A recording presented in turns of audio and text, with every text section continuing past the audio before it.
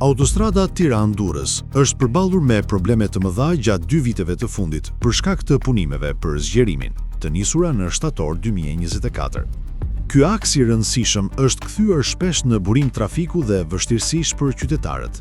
Ish-ministrja Belinda Balluku pati premtuar se segmenti i parë prej 6 kilometrash nga Casa Italia deri në Kashar do të përfundonte brenda dhjetorit 2025 dhe do të transformohej në një autostradë moderne me 3 kursi dhe kursi emergjence. Megjithatë, afatet nuk u respektuan dhe një pjesë e rrugës madje u bë e pakalueshme në fillim të vitit.